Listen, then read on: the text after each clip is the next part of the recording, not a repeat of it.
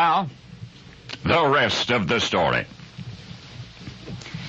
Surely he was the greatest marksman in all of Great Britain and perhaps in all of the world. His name was Patrick Ferguson. In sharpshooting exhibitions, his targets were 300 yards away. He could even shoot a bullseye at 100 yards while lying flat on his back. The rifle he used was of his own invention, a lightweight breech loader, the first of its kind to be adopted into the British Army arsenal. By the time King George actually witnessed for himself one of Patrick Ferguson's marksmanship demonstrations, the American Revolution an ocean away was already months underway.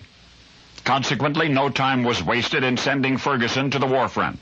His orders, establish and train a sharpshooter corps and go after the enemy.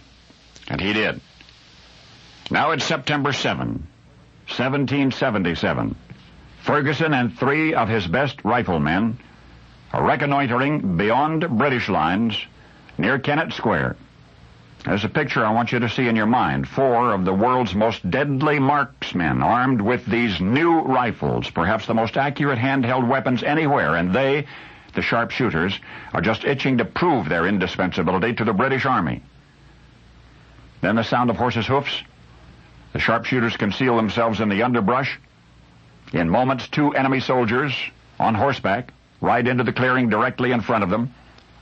Obviously, these 2 are on a reconnaissance mission of their own, and they are unsuspecting, and they are very near a range that Patrick Ferguson and his marksmen might consider point blank, a golden opportunity. Whispering, Ferguson tells his men to take their positions and fire on signal.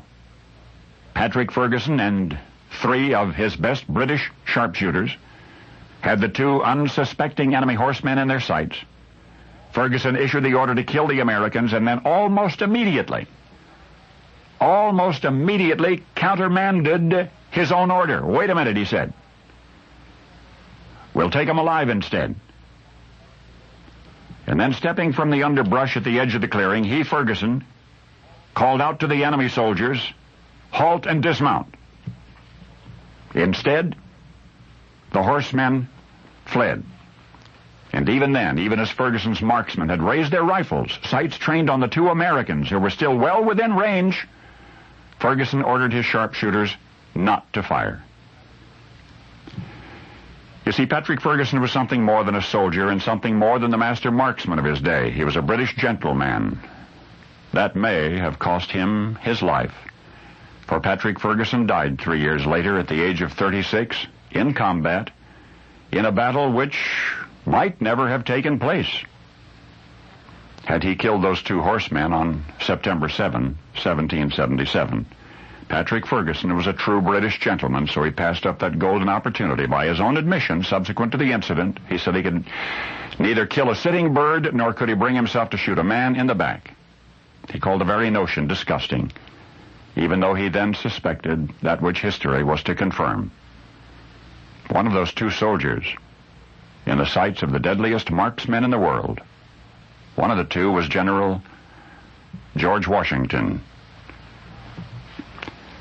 And now you know the rest of the story.